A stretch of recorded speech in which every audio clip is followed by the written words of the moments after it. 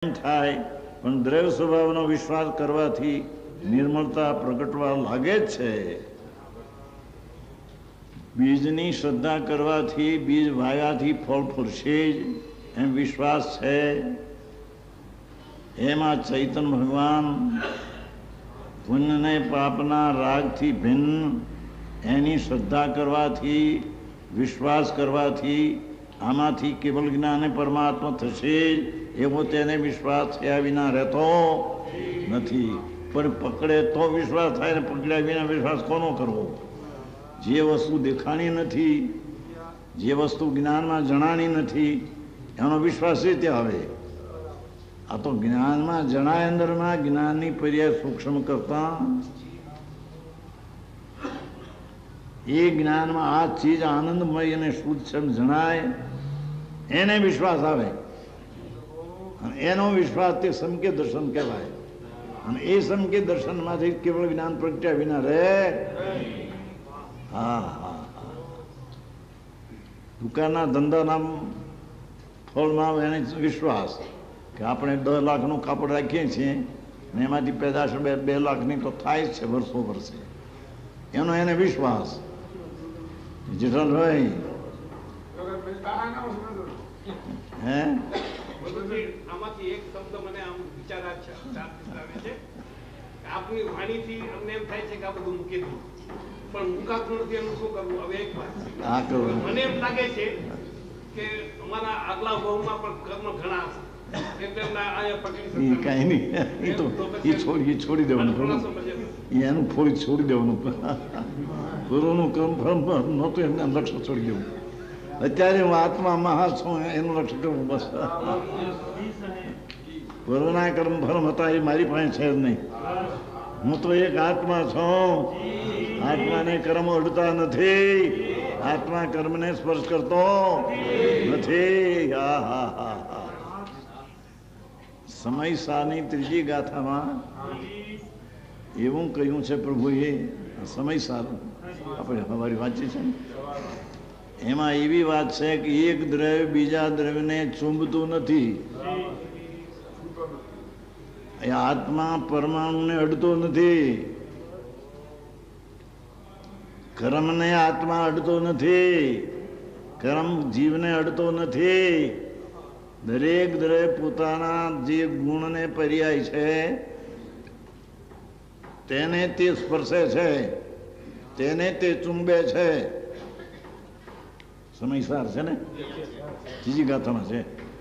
ત્રીજી ગાથા દરેક તત્વ અપના ગુણને પર્યાયને સ્પર્શે છે. પરને અડ્યો નથી ને અડતોય નથી. માનતા કરી છે કે મેં આને અડું છું ને આને પામતો છું. હા હા હા.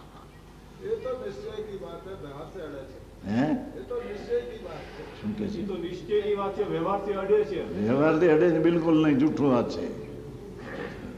વ્યવહારથી અડે બોલે છે કથન જૂઠું છે. આખરી વાત છે ભગવાન. એક તત્વ બીજા તત્વને અડતું નથી. એ અડે છે કલ્પના અજ્ઞાનીની મફત છે. કેમ કે એક તત્વ છે બીજા તત્વના અભાવ સ્વરૂપ છે. આ આંગળી છે એ આ આંગળીના અભાવ સ્વરૂપ છે. આનો એમાં અભાવ છે, આનો આમાં અભાવ છે. અભાવ છે તો આને અડે એમ બની શકે નહીં. આને અડે તો ભાવ થઈ જાય. આનો આમાં અભાવ છે. એમ એક તત્વમાં બીજા તત્વનો અભાવ છે. એને લઈને એક તત્વ બીજા તત્વને અડતું નથી ત્રણ કાળમાં. હા હા હા હા. સમયસારની ત્રીજી ગાથા છે. પરમાત્માની વાણી છે. ત્રિલોકનાથ જીનેશ્વર દેવ ધ્વનિમાં એ ફરમાવ્યું છે કે પ્રભુ અમે જ્ઞાનમાં જોયું છે. હા હા. પ્રભુ તુમ જાણ ગરીતી સૌ જગ દેખતા હો લાલ. પ્રભુ તુમ જાણ ગરીતી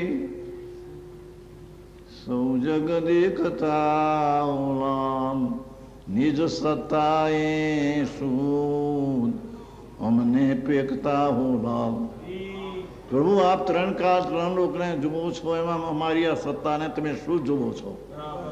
આત્મા શુદ્ધ પવિત્ર છે એમ તમે જુઓ છો, અંદર પુણ્ય પાપ છે એ આત્મા છે એમ આપ જોતા જ નથી. પ્રભુ તુમ જાણ ગરીતી સૌ જગ દેખતા. પરમાત્મા બિરાજે છે શ્રીમંદ સ્વામી ભગવાનના મહાવિધિમાં વર્તમાન બિરાજે છે. 500 ધનુષનો દેહ છે, કરોડપુરનું આયુષ્ય છે. સમજાય છે? એ પ્રભુ એમ કહેતા. આ વાણી તો ભક્તોની છે. પ્રભુ તુમ જાણ રીતિ, પ્રભુ તારા જ્ઞાનની રીત અમારા આત્માને તમે સત્તા, અમારી સત્તા શુદ્ધ છે, પવિત્ર છે, સિદ્ધ સમાન છે તેમ જુઓ છો. રાગ આદિને પુણ્ય પાપમાં નાખી દો છો. એ આત્મા છે એમ આપ કહેતા નથી, દેખતા નથી. અમારા આત્માને તમે આમ દેખો છો. જેમ ભગવાન દેખે એમ જો આત્મા દેખે તો એને સમ્યક દર્શન થાય.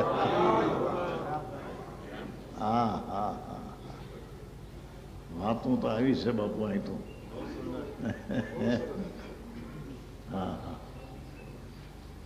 આમગંજી કે છે કૃષ્ણ કોને કહીએ કે કર્મ કૃષે તે કૃષ્ણ. કર્મ ને રાગ દ્વેષ ને કૃષિ નાખે એટલે ખેડી કરીને નાશ કરી નાખે તેને કૃષ્ણ કહીએ. રામ કોને કહીએ? નિજ પદ રમે સો રામ કહીએ. પોતાના આનંદમાં રમે તેને રામ કહીએ, બાકી રાગ ને પુણ્યમાં રમે તેને હરામ કહીએ. અહીં તો ફૂલો ફાલો દેખાતો હોય બહારમાં. મોટા મકાન 5-5 કરોડના 10-10 કરોડના દેખાશે ને બધું. અમે કેવું કેવા મૈસૂરમાં એક 3.5 કરોડનું એક મકાન છે. 3.5 કરોડનું એક રાજાનું હતું, સરકારે લઈ લીધું. એટલે ખાલી પીણું હતું, જોવા ગયા હતા. 3.5 કરોડનું એક મકાન. રાજા હતો પણ સરકારે એને ત્યાંથી ખાલી કરી નાખેલું. એ તારા તાબાનું નહીં હોય, છોડી દે. રિયતને રિયતને છોડી દીધું. 3.5 કરોડનું. હાય હાય, મારી ચીજ આવી મેં બનાવીને વહી ગઈ. બચારા રોવે ને રોડ રડે. એમ અનાદિ કાળથી પર વસ્તુ મારી છે, માની છે. એટલે એ જ્યાં કંઈક મોડી પડે કે કંઈક ફેરફાર થાય ત્યાં રોવે રડે. પણ આ આત્મા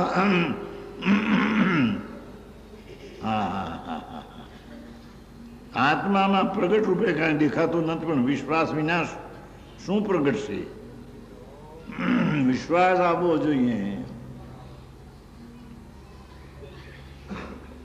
અનંત પરમાત્મા થઈ ગયા છે.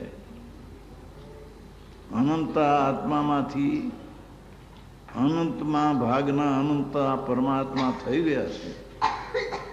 તું પણ પરમાત્મા થવાને લાયક છો ને પ્રભુ. એટલો વિશ્વાસ તો લાવ. અને વિશ્વાસ લાવતા રાગને પુણ્ય પાપનો વિશ્વાસ છોડી દે કે એ કંઈ મારી ચીજ નથી ને મારામાં નથી.